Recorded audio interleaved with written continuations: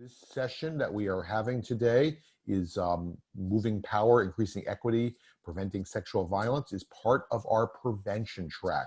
And that this is a session that we are doing in partnership with the National Sexual Violence Resource Center. I want to introduce my colleague, Mo Lewis, just to say a word. It's so great to have Mo in helping bring together these prevention track at the National Sexual Assault Conference. Thanks, David. Hi, everybody. I'm Mo. I don't know if you can see me on here. I work at the National Sexual Violence Resource Center, and we are one of the national technical assistance providers for states and territories that receive the RPE funding, and that stands for Rape Prevention and Education funding. And that's funding that comes through VAWA, the Violence Against Women Act. And we are partners in this work with folks at CalCASA and Prevent Connect. And one of the things that we do at NSVRC is we host this prevention track. So I'm just here to say hi. I'm really glad that you are here.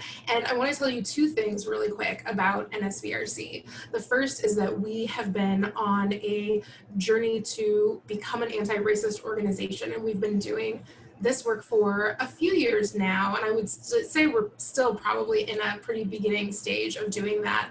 But it's really important to us in looking at our organization, our movement as a whole, our history, how we structure our work, how we do our work.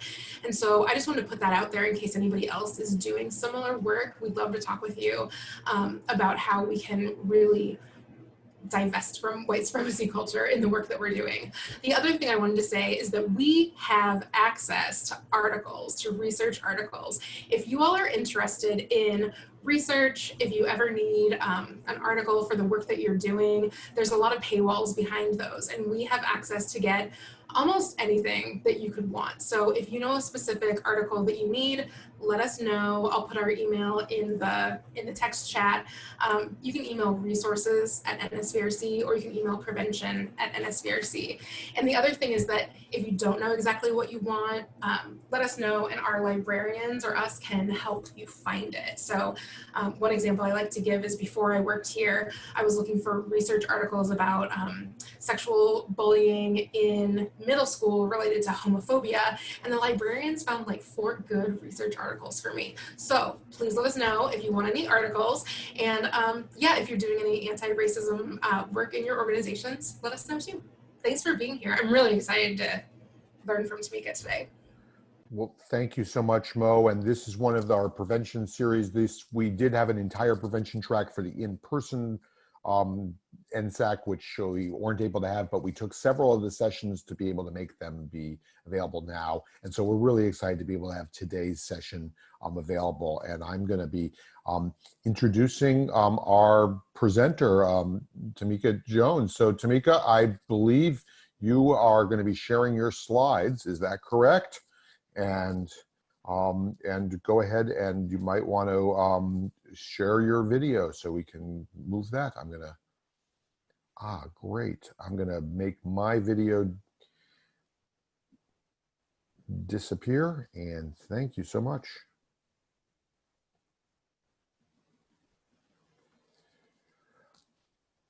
And Tamika, we're not hearing you yet. You are still muted. Okay. Hi. Perfect. That just took way longer than I thought it should. Hi, everyone. My name is Tamika Jones, and thank you so much for spending your time with me today. This workshop is entitled Moving Power, Increasing Equity, Preventing Sexual Violence. I'm truly humbled to be asked to be part of this NSAC this year. It's my first time presenting at NSAC, so bear with me. And there has been such awesome speakers at the conference. I really hope that I meet the standard that has been set.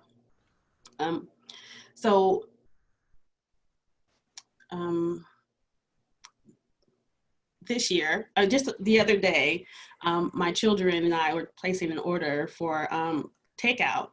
And the price total came to $20.20, and I told them they had to put something else on the order because this has been such a horrible year. I actually hate those numbers.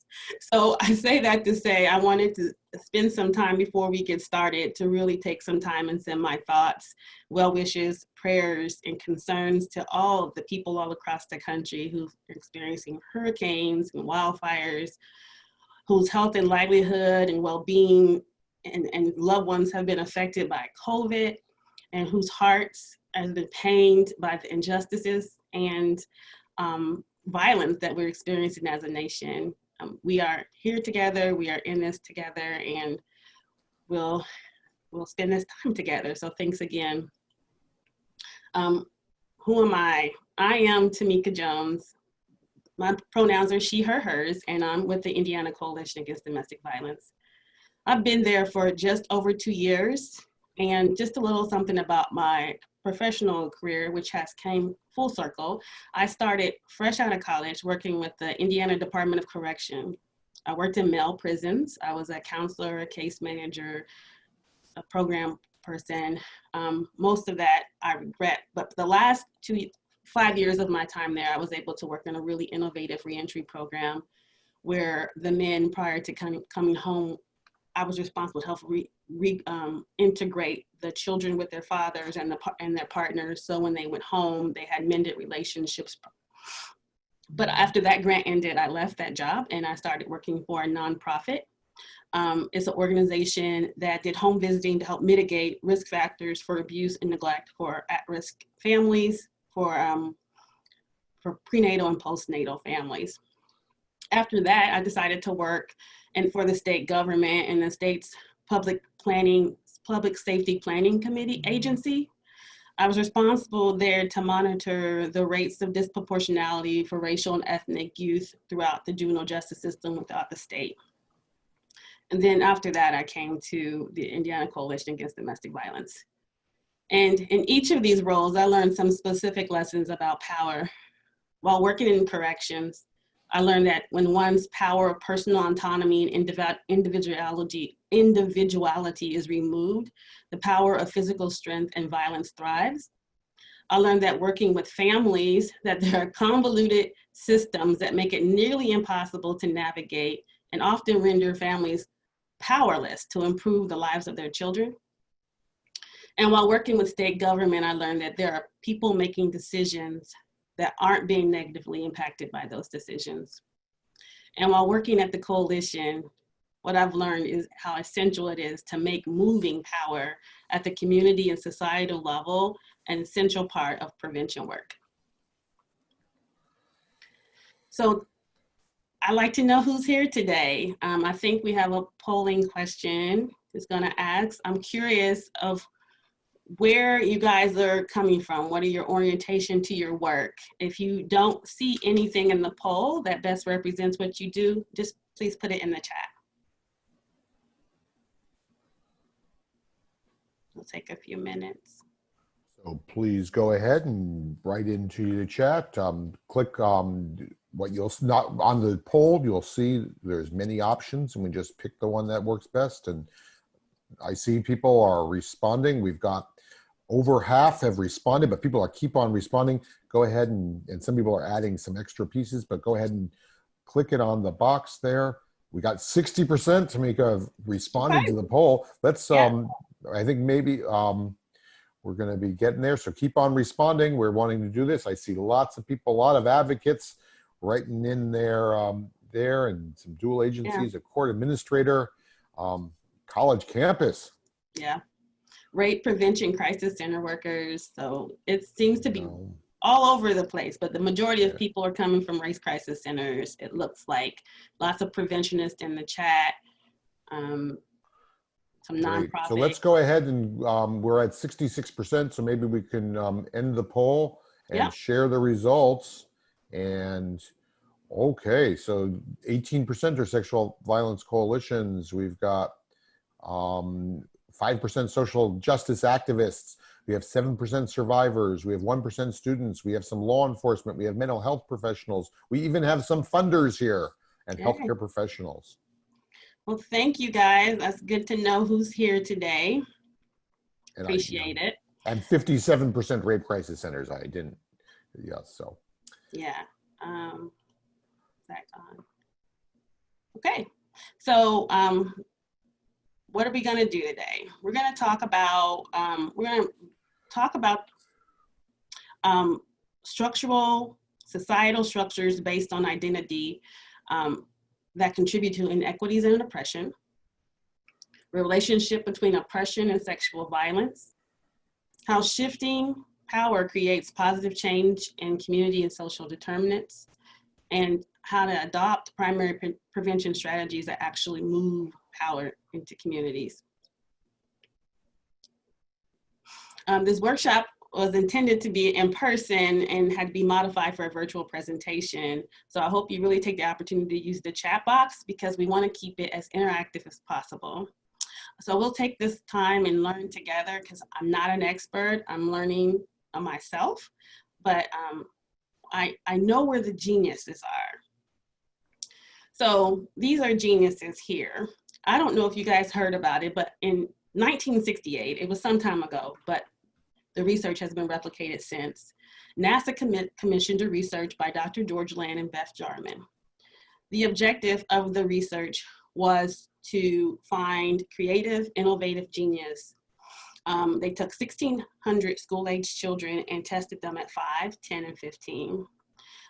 In the first test at 5, 98% of the children tested in genius level. Their innovative, creative genius were all in the genius level, 98%.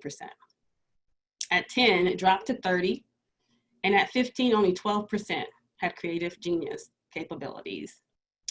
So it tells us we lose creative genius over time. The same test was done on American people over the age of 31, and only 2% of us had imaginative creative genius. So what that tells me is that we have to work, all but 2% of us have to work very, very hard to be innovative and imaginative in formulating prevention strategies to step outside of the norm and the status quo. So this conference is about bold moves. So in the opening plenary yesterday, they had asked that we acknowledge that we are the revolution. And in order to do that, we have to be innovative. So first thing I want to do is tell you an orientation to our work. There are some preventionists out there, but there's others that may not do that work. As I said, I work on the primary prevention team, and our approach to prevention is that we looking at violence before it starts.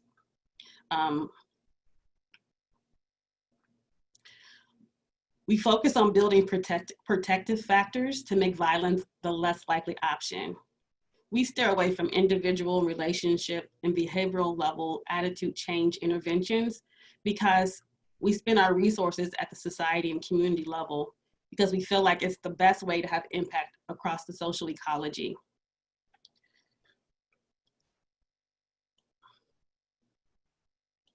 We use the public health approach, which is to provide maximum benefit to the largest number of people. Our strategies include decreasing risk, increasing protection, and achieving equitable determinants.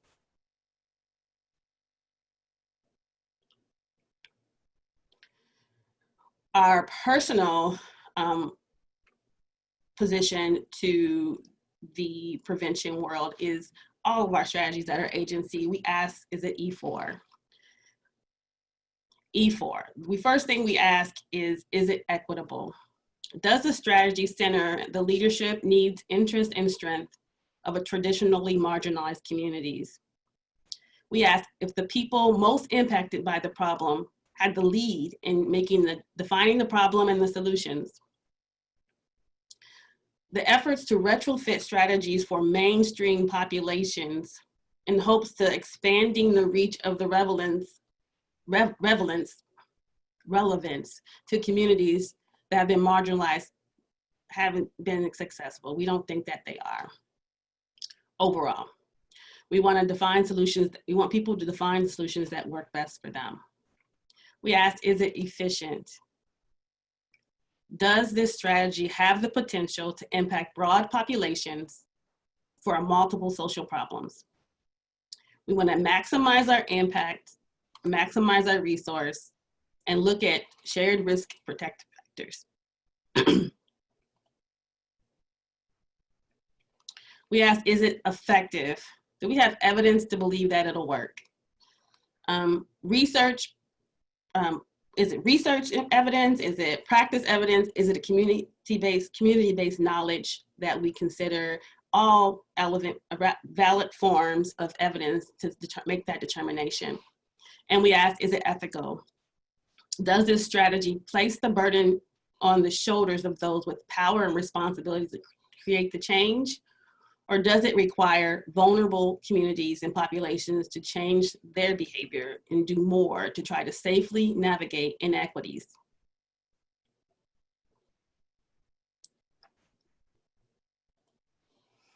So many strategies that have focused on risk and reduction or equipping vulnerable people with information to navigate unsafe environments.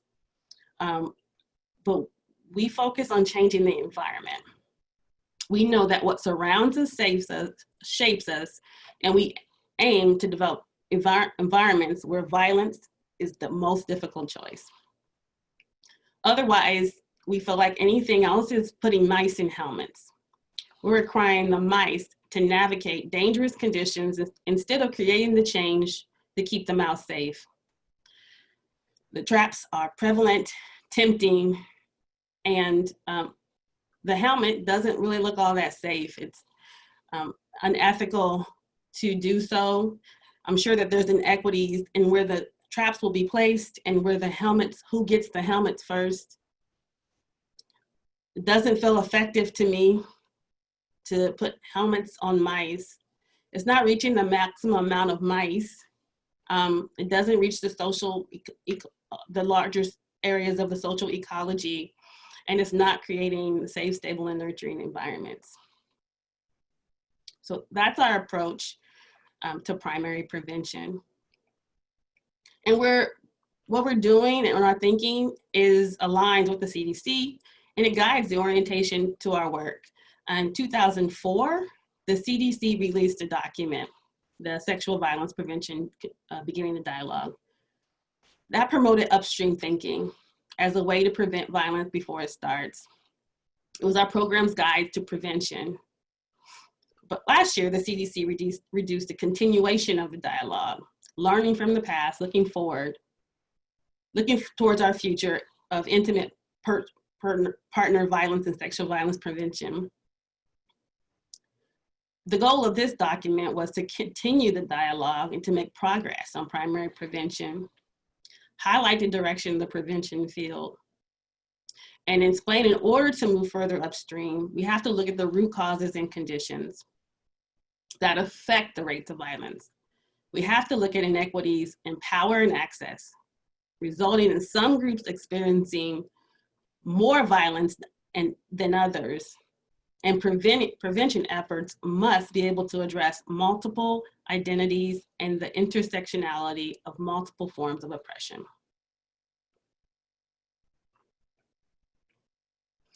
We have to ask, where is the need for structural and social and environmental changes, and what do we need to do to address the issues like poverty, social economic disparities, racism, sexism, mass incarceration? So today's conversation will be focused on the power dynamics that create and maintain conditions that make some communities more vulnerable and fuels and even fuels multiple forms of violence, including sexual violence.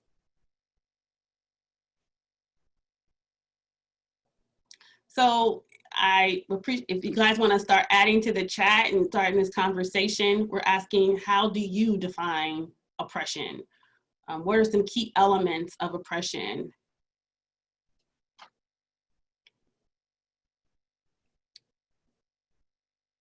Okay. If anybody has anything, I know it takes a few minutes to type it out.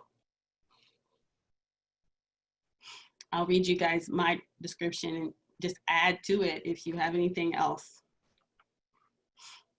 The definitions are coming in. So Okay. I'm seeing lack of voice, built-in barriers for a specific group, inequity, racism, using power and control, maintaining or creating a group that is more modern day slavery, mass and incarceration, punching down rather than punching up, minimizing. Some really good answers. I put that oppression is the combination of prejudice and institutional power, which creates systems that discriminate against some groups and benefit other groups. Examples being racism, sexism, ableism, caste, classism, ageism, heterosexualism, and all of those other isms. So, because you can't talk about power without talking about oppression. System dysfunction, I like that. Hidden agendas, patriarchal views by those in power. Good. Thank you. So then, how do we define power? I have a simple definition, which I think means everything to me, is the capacity to do or be something, anything. When I think of power simply, it's just that to me. But it also is the ability to influence others, to behave or value as a value system those in power desire them to or strengthen or validate or confirm present beliefs, behaviors, or values. So power establishes what we value and in our belief system. And those that fit in all of that are more likely to have power than those who don't. I'm looking at the definitions of power in the chat. I'm sorry. yeah, so I'll help. I'm here to help. So influence, the ability to exploit, institutional control and influence, financial control. I have an impact on the environment around me, ability to benefit from, having a voice that is heard, luxury not to have to think about the isms on a regular basis, the decision maker. Yeah, I love it, you guys. Thank you. Entitled, I love it. Power can be a change agent or it can be a detriment. Yes, very much true. So when we talked about power and oppression, we want to talk about identities and representation for identities. We found this wheel on the internet. It was called the Wheel of Oppression, and we modified it and adapted it to kind of make sense for what we're talking about.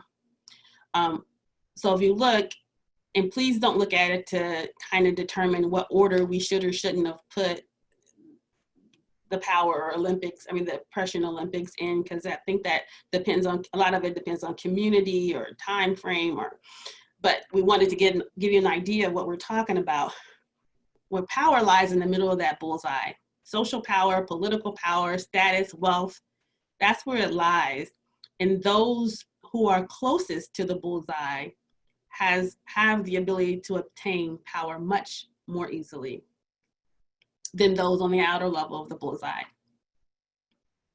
And then there's that intersectionality. So some areas you may be right down in the center, and other areas you might find that you're on the outer level. And then there's some people who are on the outer level of every single one of their identities. So power is institutionalized by the system in which we are. And we know that identities have the ability to get power much more easily.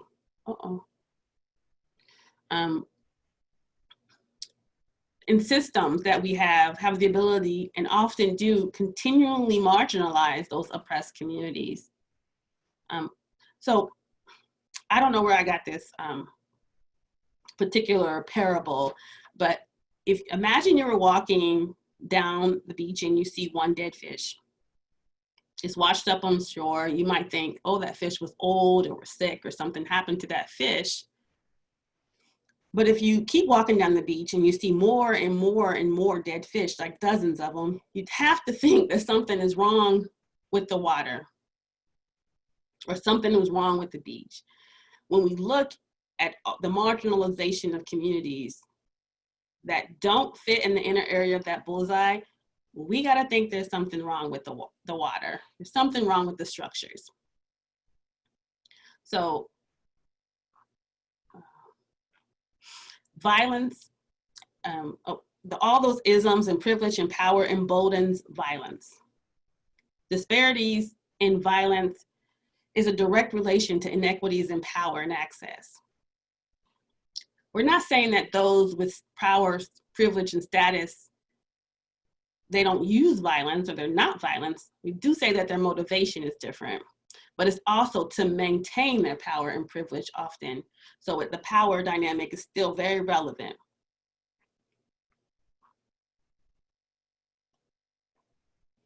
So this question, I couldn't do my presentation without asking it.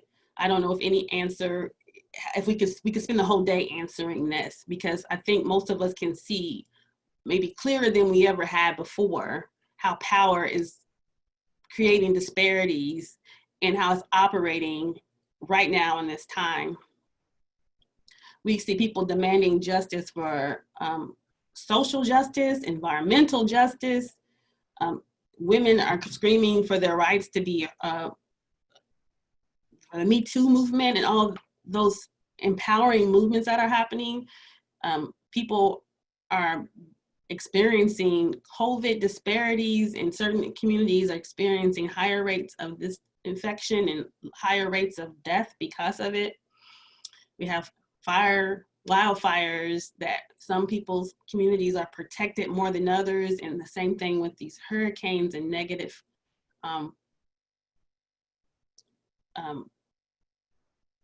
I'm sorry, I'll try to read the chat and think at the same time. These negative aspects to flooding and communities that just aren't being protected. So we know with the protest and the police action shootings and the protections of those with power when they bring weapons to riots versus those without power who do. David, do you mind reading some of these chats out loud, please? Yes, I was on mute, so I was therefore going on ahead and making sure we can get in. So we've got several people that are responding. So how is power operating today's climate? Negatively in our leadership. There's power so emboldening those who have been waiting to use violence in a racist way, dividing and creating an us versus them culture, which increases violence. Those with privileged identities decide on the fate and justice and more the lack of faced by the oppressed. Rich get rich and the poor get poorer. Tremendously obvious economic equality gap. By the promotion of misinformation and disinformation is making harder and harder for those without power to move into spaces of autonomy and power. Power now incites violence and condones violence, dominance and control.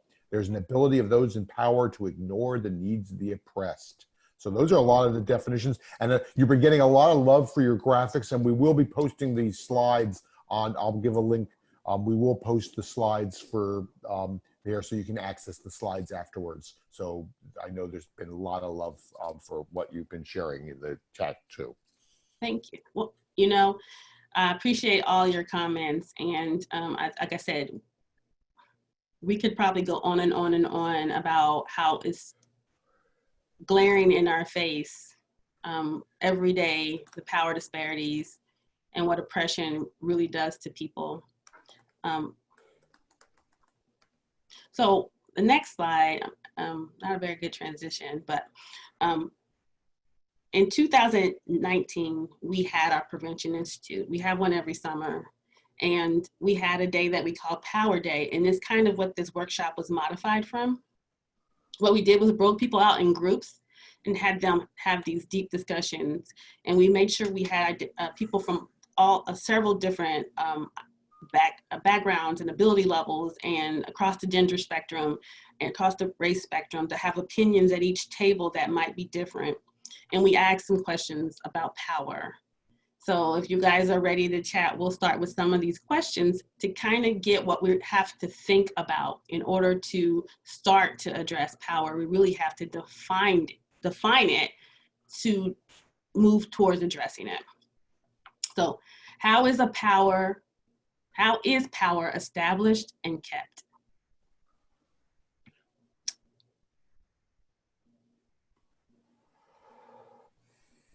By society's norms and expectations, laws and institutions. Yep. Yep. I put money equals power. Social status equals power. Colonialism, entitled equals power. Religion creates these power and establishes power. Who has power? I think about denial of access for things like grandfather's clause and how power is established through our history and false narratives, redlining, privilege war, yes. Yeah, a lot of people said fear. Fear. And lying. Yeah, fear is definitely a way power can be maintained. That wasn't anything I considered. And this, yeah. Gatekeeping. Yes, we'll talk about that more. Okay. The next question we asked is, how does our personal level of power frustrate or limit our lives, our work, or expand our reach and influence and ability? Now, this is a question you probably asked yourself, and you don't really have to put it in the chat, but it's something to consider when you're doing this work. What is your perspective? What is your purview? What are your abilities, and why wouldn't you be frustrated, or are you frustrated? Because we have to know where we are in the midst of this awesome action. Okay, I'll jump in here. So creating self-doubt, false narratives. We think we don't have power now and that we'll never get power. It's hard to think about personal power during this current administration, not being heard, the need to be validated, to be believed. Maybe we won't be taken seriously or heard without power. Internalized oppressions. Yeah. My privileged identities facilitate the acceptance of the information I share. Very good. So I think of the fallacy of pulling yourself up by your bootstraps. Like the world is available to you, and that's frustrating about power. The idea that there are natural leaders or the take charge type, and it's based on gender roles and bias, like those are false illusions of power to me, from like, especially on an organizational level and a community level.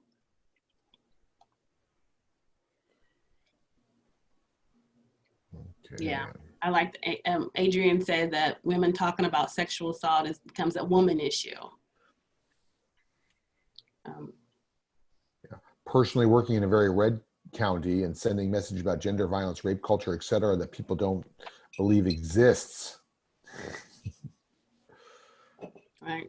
Someone said, I worked with people with disabilities for 2 years before I wrote certain forms of accessibility into the budget. I'm talking about CART, ASL, translation, et cetera. Right.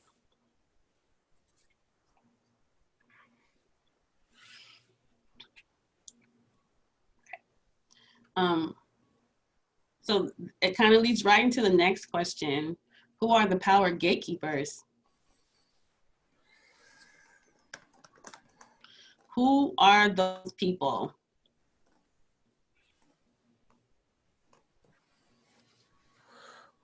Okay. People with power limit my access to schools and I can't educate my children. Yes. No one knows, someone said. Those already in power, the family and government, those with money, the hegemonic power, institutions, courts, schools, Many of us are unaware and denial of our power. We simply don't recognize it. People making the laws, the elite, politicians, the white Jeff elite, Bezos. government, Jeff Bezos, people who align themselves with oppressors, i.e. white women aligning themselves with white men. Mm. I agree. These are power gatekeepers in our culture, but I also think it's us. That's why we ask, I mean, feel free to challenge me on that, but the reason why we ask our personal level of power before we ask who the power gatekeepers is that we know that we have some power. If we had none, we wouldn't be having this conversation. So being the power gatekeeper is an important part of all of this. We move things in a direction where people have access to different things in our work. We challenge things for people, depending on your role. How we choose to trust people and listen to people and take them in consideration, who we embolden and empower, who we vote for. We have power to decide who makes decisions for us. So I think that we are the power gatekeepers, all of us, but sometimes we're limited to how close we can get to the power. Can we be power gatekeepers if we don't have access? I think so. I'm kind of seeing it as those men standing outside of the White House, making sure everybody, no one comes in the White House, or not even the White House, maybe the king and queen royal. They don't have access to the royal. I'm not familiar with the words, but the royalty, they're not part of it, but they are the gatekeepers for who, maybe Secret Service, who comes through that gate. They protect that gate. We are gatekeepers with limited individual power, but we are gatekeepers. And anyway, let's see what the next question is. So now we ask, how does powerlessness and oppression, how does it shape people and communities? I sense frustration with people on the chat about their powerlessness. How does it shape community, creates poverty? Resource distribution is very much based on power, a feeling of hopelessness, violations of human rights, right to life, lowered self-image, stress, ACEs, suicide rates. How about community trauma? Where this is hurt, all embedded in the whole communities. Poor mental health and physical health, internalized limitations, not taking action, not recognizing the power one does have. Generational trauma, I agree. Yeah. So if we know that powerlessness shaped communities and almost none of those were positive things, it could shape resiliency, it could shape drive and all of those things, but it's so many more negative things that powerlessness creates in communities. So how does that change? How does that affect how we want to address power in our work? This is what we're thinking about when we're asking these power questions. Let's see. How does power affect cultural norms, accessibility, and value?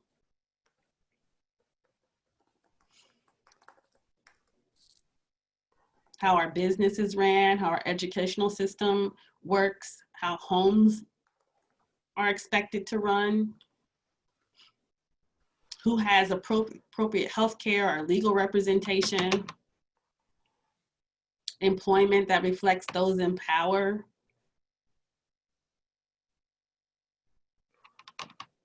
Who gets access to public transportation? Yeah. cultural norms that benefit the privileged and increase their accessibility value, those who have power to do what's best for them without considering what's best for all. Marginalized people are valued as lesser, could be less or intelligence value, etc. No exclusivity within systems. Who has the power now affects everyone. How about in our work, our norms within our work? You think about what we determine our indicators of success in the work we do. Is it inclusive of all types of learning and all types of people? You know, do we value competition and how much money one can bring in versus who they are as people?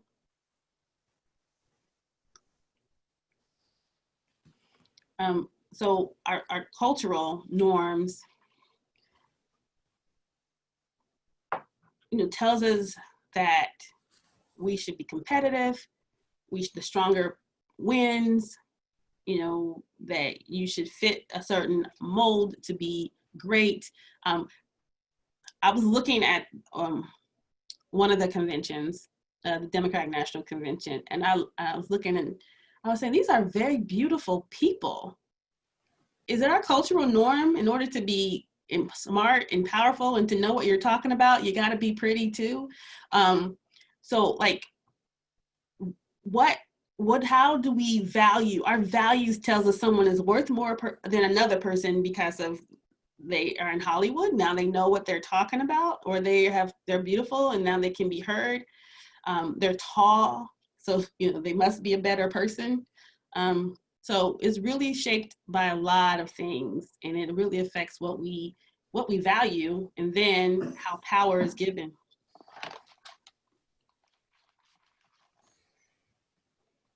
So let's see, this might be the last question of this. No, it's not second to last. So what roles does power have in changing and framing the narratives in our media, in our history, in our assumptions, in our trust, in our worldview? I think the speaker said today that, what did they say about that? That we have to relearn our history. We have to relearn our history. I think this is a really important thing to do to really figure out how you're gonna address power, is you gotta realize how it was established, how it's been kept from people, how information about how power has been kept from people. Advertising tells you who's pretty, who's worth listening to, what families look like, what families don't look like. My prehistoric ancestor, I'm sorry.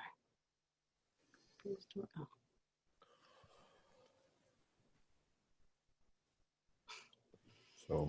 So Sierra says that the narrative tells her that her ancestors are prehistoric. However, it was my grandma who was in an Indian school. I might have missed it. It went really fast. So, you know, as an indigenous person has been told that they're prehistoric. They're not even part of today's everyday, you know, modern culture.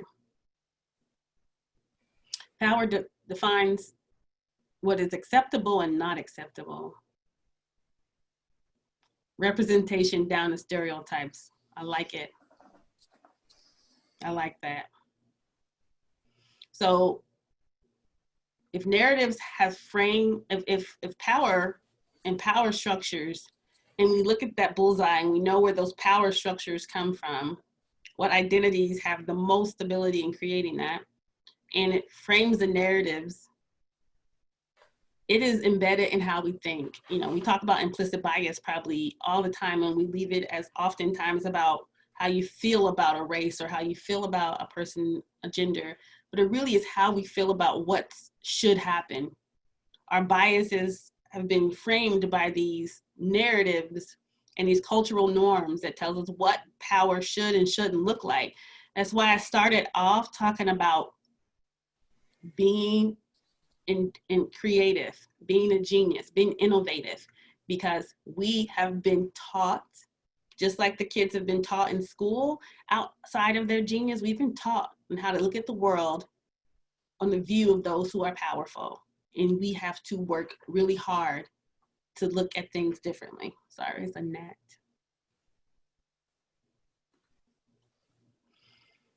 And so then we say, how does power operate in our organizations, in our resource development, in our accountability systems?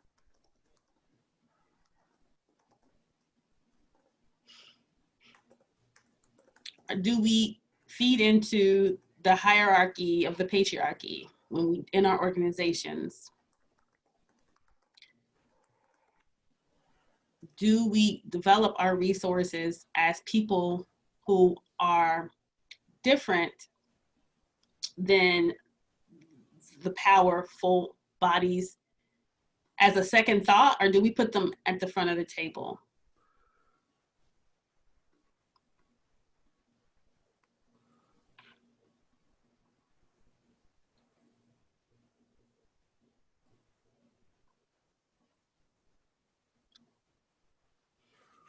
How about our accountability systems? Who determines what and who get representation or sentence or any of those things? Who gets the money? I like that. Yep. So these are all questions that we asked.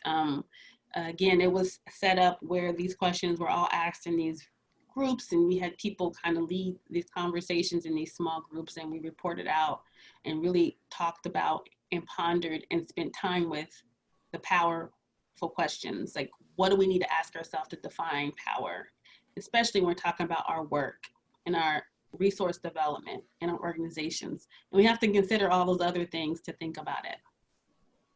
Where the funding goes. Yeah.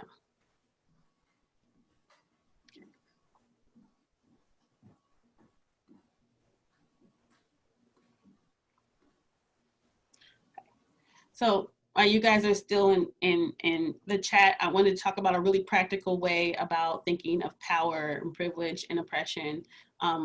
Most people have either played Monopoly or know what Monopoly is. And so you might have heard this analogy before, but I think to me, it just bells start to go off and light bulbs. You're playing a game of Monopoly and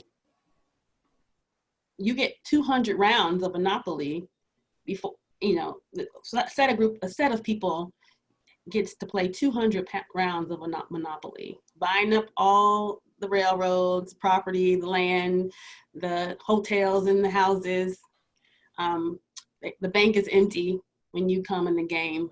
And instead of restarting the game, they just say, join the game, you can play. The rules haven't changed. You should be caught up. We taught you how to play it.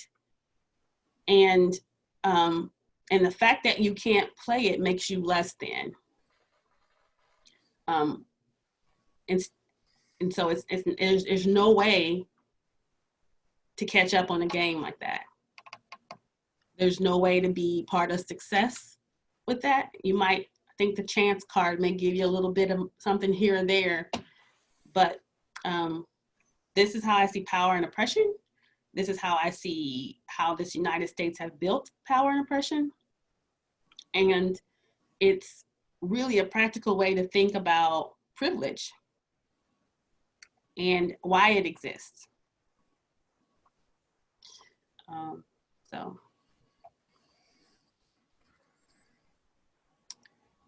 So how do we now strategize to move power? We know it exists. We know it's maintained. We know how it's established. We know how we institutionalize it in our daily work and with our power.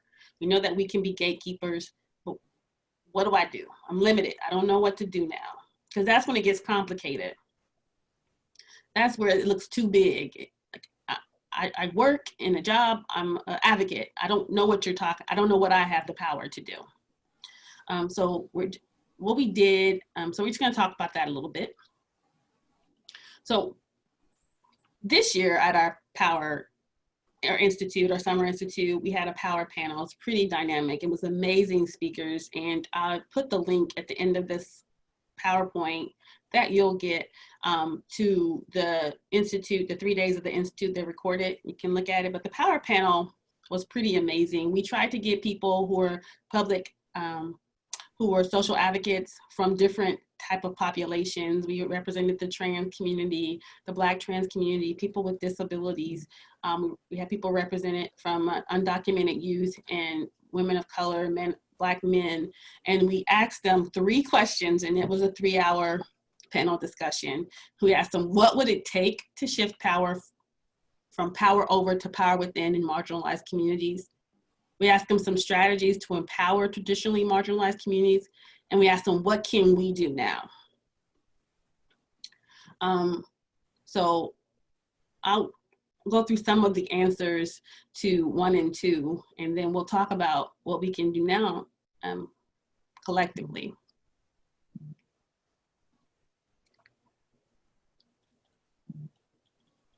So one of the first things that came out was communities need access to equitable wages and stable employment. That's pretty clear. They kind of got specific with people who are undocumented immigrants needing that, people who have been incarcerated needing stipulations to be made so their criminal history won't work against them. We had access to healthcare as what needs to happen in order to create, get power within marginalized communities. Access to healthcare. This access includes coverage for people who are transitioning and needing healthcare that's not covered by insurance. It talked about legal assistance.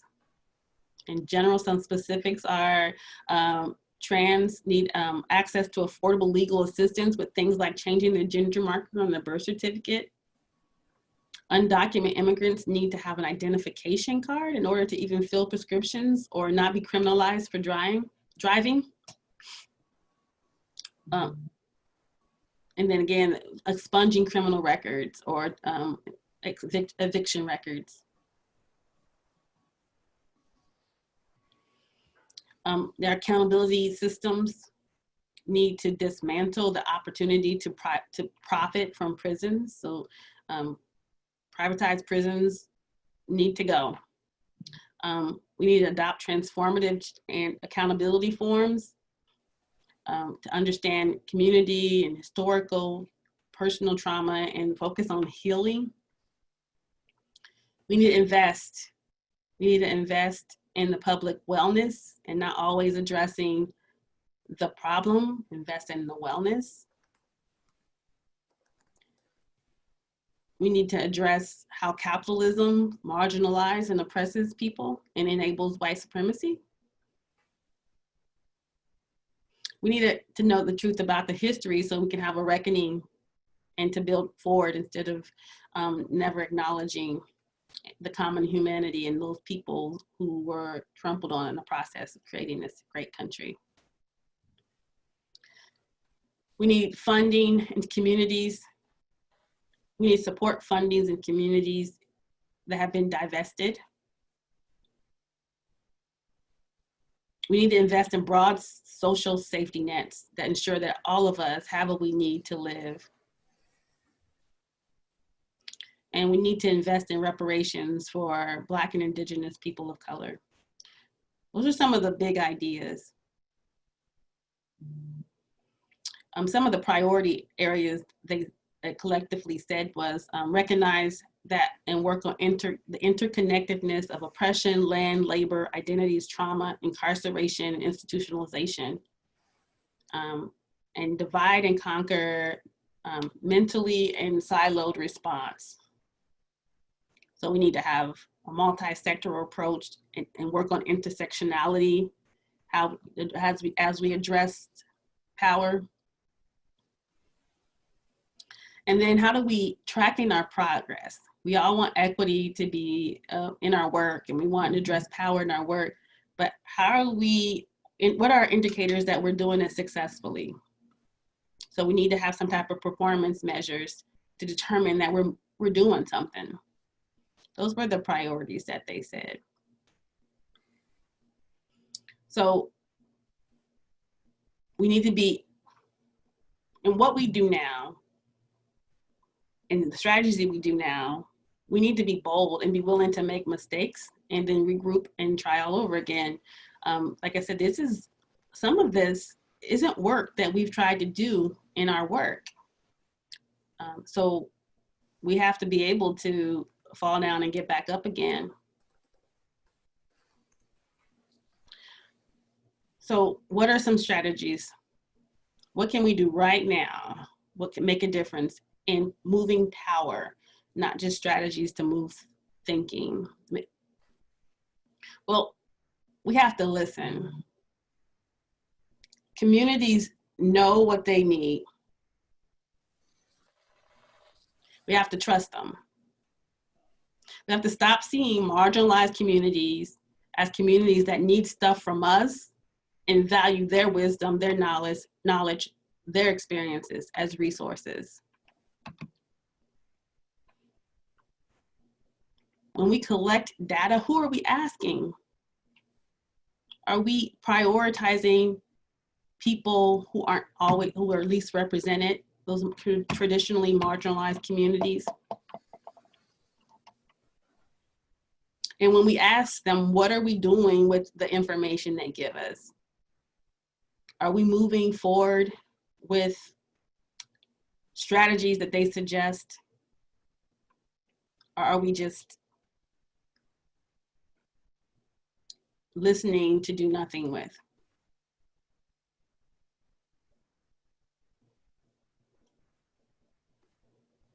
Representation. You can do this now. We need to center our work around the voices of people from a variety of cultural, social, and economic backgrounds. Are we reaching out to people of color across gender spectrums, across ability levels? Inclusion isn't just inviting someone in the room. It's ensuring that they are valued and they are equal and they are welcomed. Think about the variety of ways we show power in just how we set up our rooms.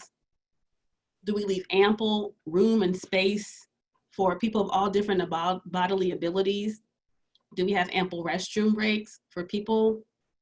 Do we have different size chairs? Do we allow people to be in their bodies, in their spaces? How many people do we exclude because we have a 2-hour meeting and their bodies can't do that? Do we provide resource in our budget for accessibility and translation? Are we really inclusive in our representation because you ask someone to go and nothing is prepared for them when they get there?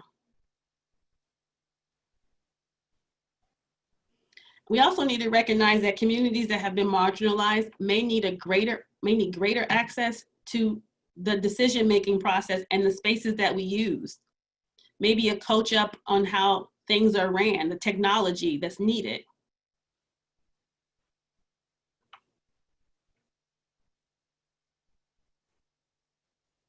Think about your programs.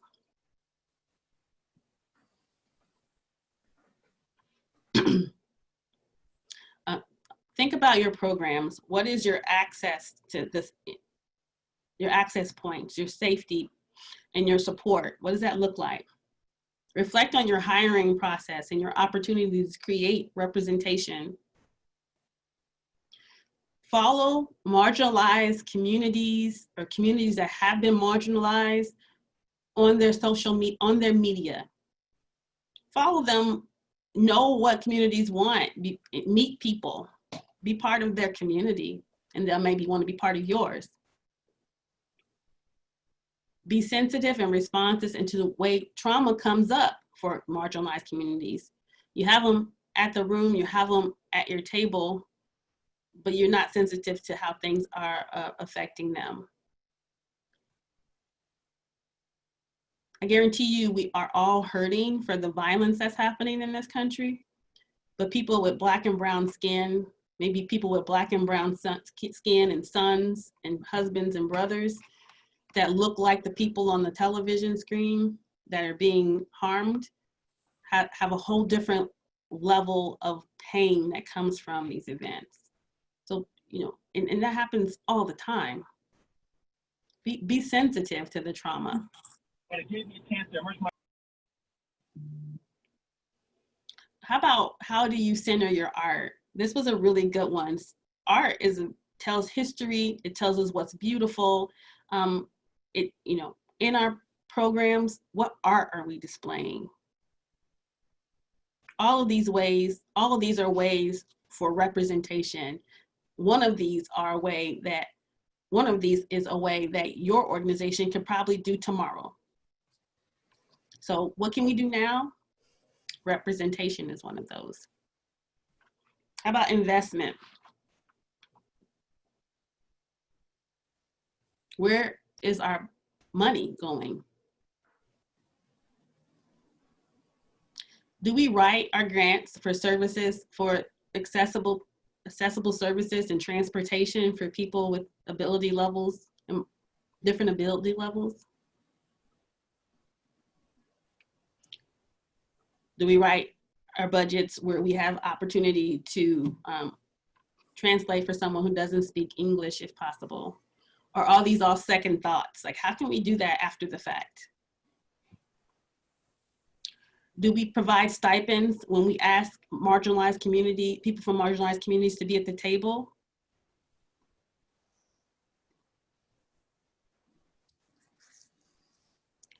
Where is your money going now? How can you recenter your investments to be one that shifts power from communities that have been traditionally marginalized?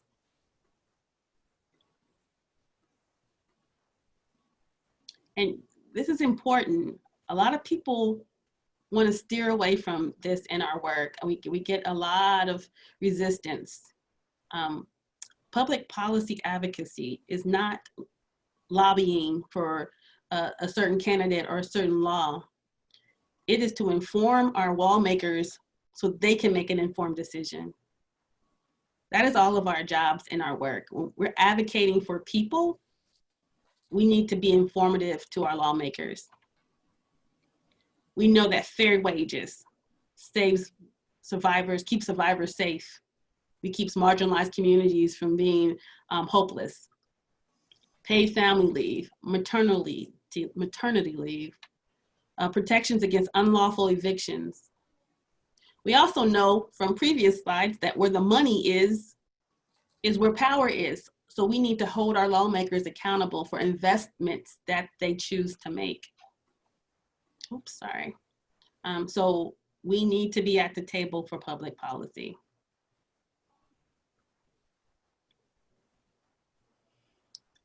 It's very essential that we are using our resources wisely. It does seem overwhelming at one organization that prioritizes working with survivors of sexual violence to now address power. But when we work with multi-sector partners and we look at shared risk and protective factors, and we use our resources collaboratively, it kind of allows us to do more. Look for non-traditional partnerships. Look for collaborations with community partners that serve marginalized communities.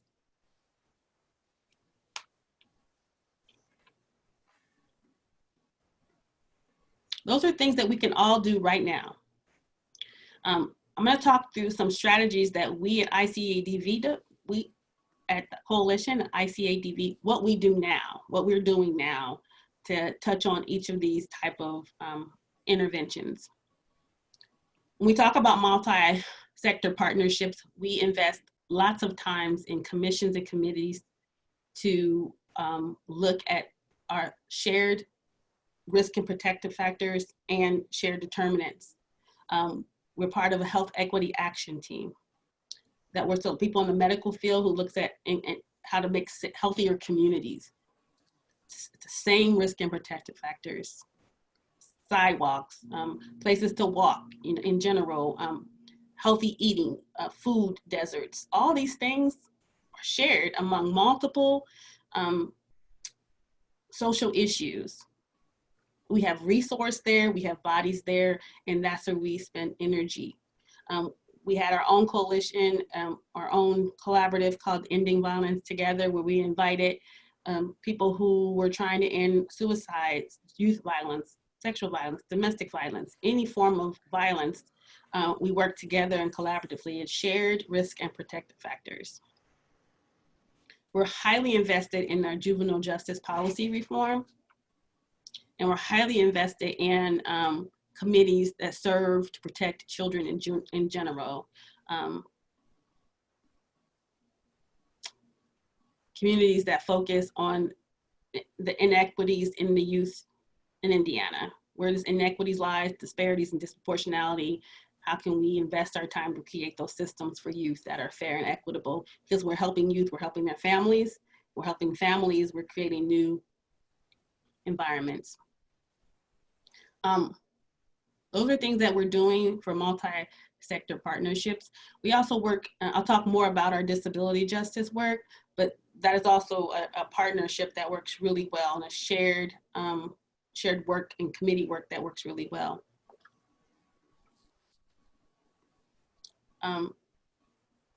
These are some of our activities, and I'll go through them a little bit.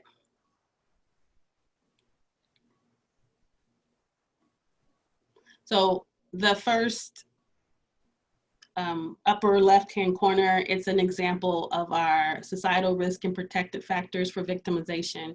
This was created by our Indiana Disability Justice Task Force. My colleague Sierra, she leads the efforts on behalf of the Indiana Coalition. It's a statewide effort to prevent violence and enhance independence and wellness among people with disabilities. The efforts are centered in the voices and the actions of people with disability, and it operates on a mixed practice, including social justice, public health, and education. They consist of self-advocates, agencies, service providers, and caregivers. And I believe at least 30% of the participants identify with a disability, as a person with a disability. They're funded through our rape prevention and education funds. In this group, we budget for consultants for people with disabilities. We pay them to consult with us. We have stipends for task force members, for people who show up at meetings and aren't doing the consulting work and the deep work. We have stipends to support them. We budget for transportation to get them to the meetings. This group is truly an example of nothing for us without us. So this picture of this risk factor chart, sorry, it is, so what they, in their conversation, they realized that although the CDC has identified risk and protective factors for sexual violence perpetration, it didn't seem to really consider the needs of people with intellectual and developmental disabilities.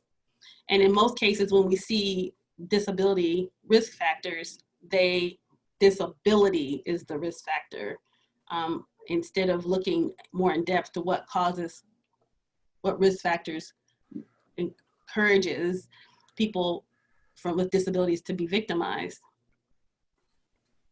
The task force created this booklet for it, and it has risk and protective factors for sexual violence victimization at the societal level, community level, organizational level for people with intellectual and developmental disabilities. This task force did the literature review.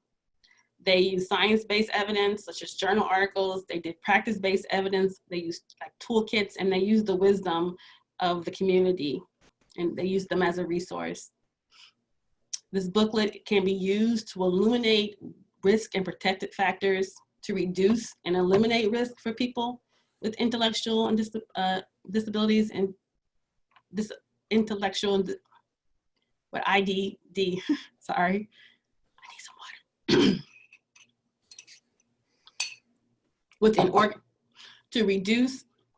to eliminate risk for people with intellectual and developmental disability, and to illuminate where there are risks and reduce and eliminate the risks.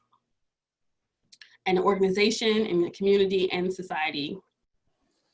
The risk factors data can be used to create targeted protections like accessible transportation, creating environments where people with disabilities aren't victimized.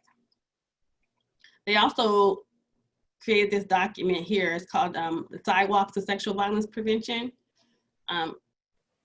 So what happened for this resource guide is adults with developmental disabilities and intellectual disabilities, along with 7 cross-sectoral partners engaged in participatory social mapping exercise to understand the barriers of inclusions in neighborhoods, public spaces, and businesses. Anywhere that everyone couldn't go, no one went. And so with the data that they collected, they used it to prioritize solutions, advocacy, and implementing change. The change included modification to their transit system, structural changes to their public library, additional sidewalks. These gave access to connectability and protected factors that are protected for sexual violence.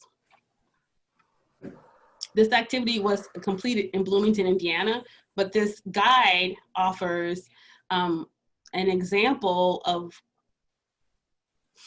what they learned, what they did, and how to do the same, implement the same type of work in your community.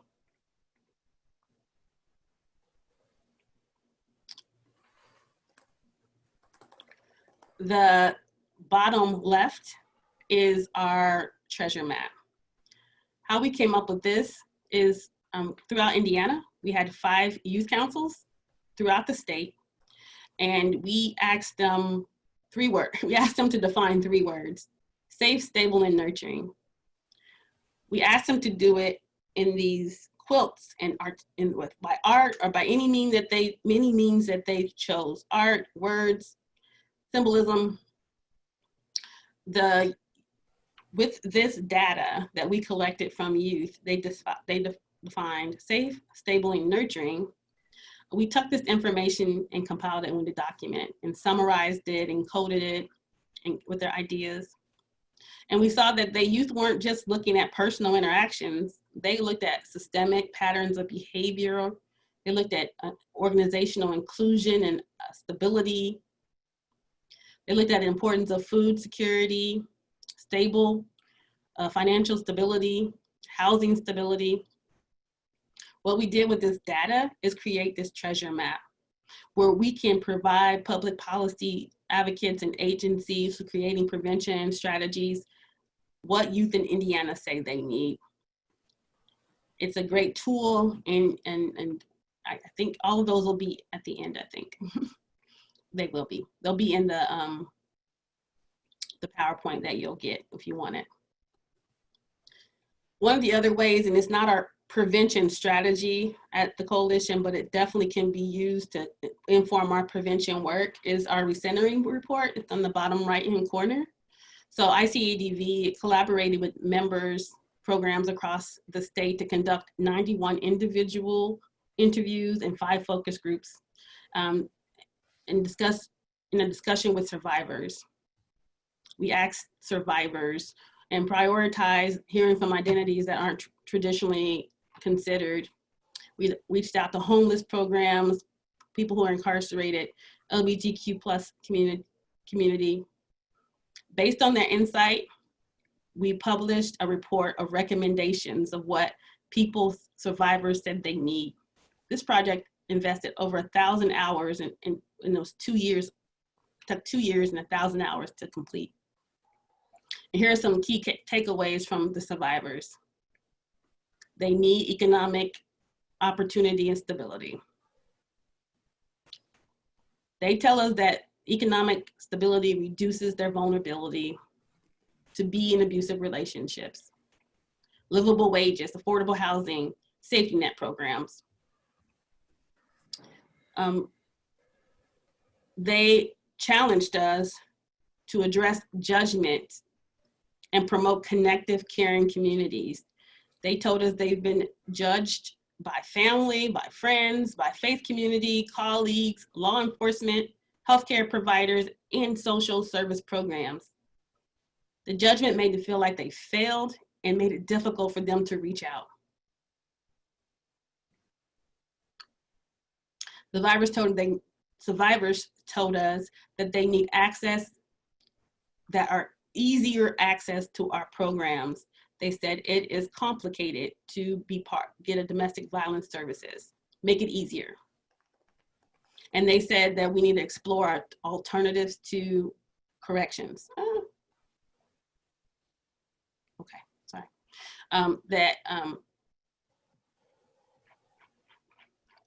Only 25%, or was it 20? Only 25% of the interviewees thought that the justice system was helpful in what they want to address their violent situation. They thought it should be other alternatives that supported their families better than jail or correctional systems. So this document, not only did we listen, but it informs our strategies, our whole strategic plan as an agency.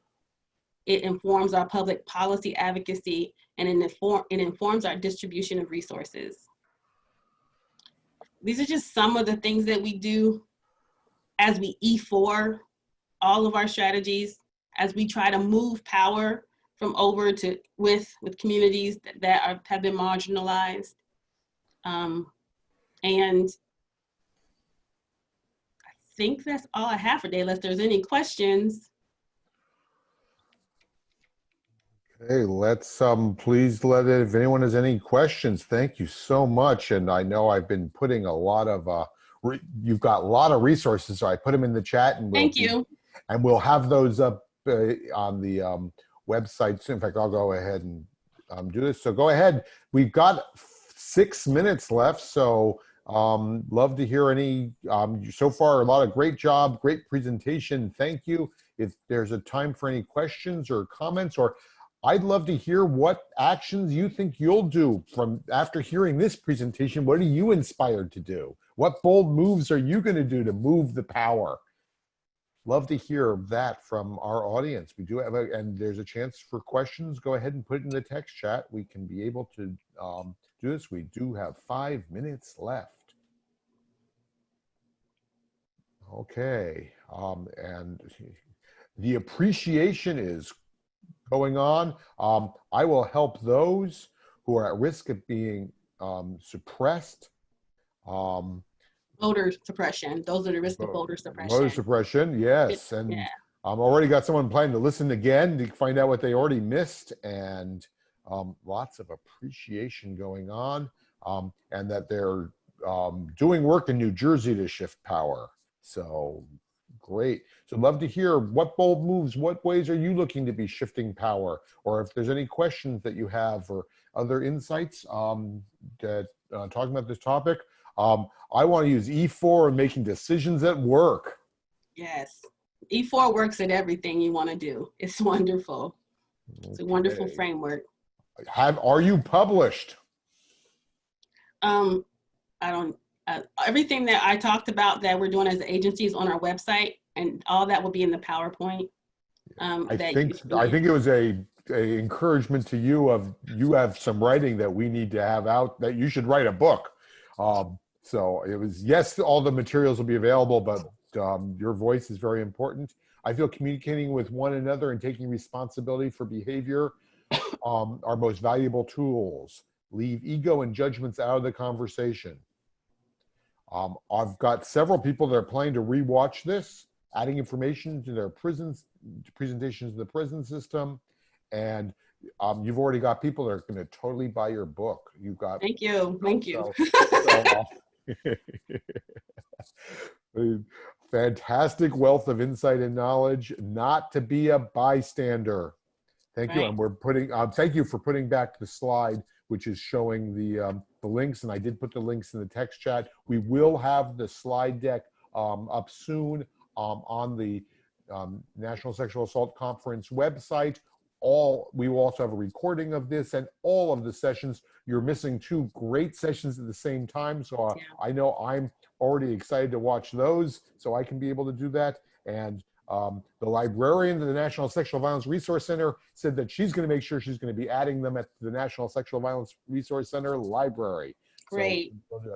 So great. Well, thank you all for thank you so much for being able to share with us and share your insight, your resources, your experiences, and the ways of working to move power, and that indeed looking at promoting equity is sexual violence prevention, and that we're moving forward together as we move forward. Love the quote about knowing where priorities are based on where you put your money. Yes. And well, so, I thank you all for bearing with me and participating. I think INSAC has done a terrific job of making a virtual conference, and I'm just honored to be part of it. Great. And so for those of you, we will have 2 more workshops tomorrow. If you are able to do it, things will be sending. We will be able to take some people off the wait list tomorrow. So you should be getting notice about that if you didn't get into the sessions. So we have 2 more sessions tomorrow. And thank you for joining us. And we hope that you'll be able to all join us in person next year in California. We have to wait and see, but we are hopeful. And I want to thank you so much, Tamika, for sharing. Thanks to the Calcasa team, Tori, who does so much on the background, Imelda, who's there doing work on the background, and all the others that have been able to do that. And so thank you all for joining us. And I hope you have a good rest of your conclusion of your day. And we will go ahead, share on social media. And thank you for joining us for the National Sexual Assault Conference. Thank you. Thanks a lot.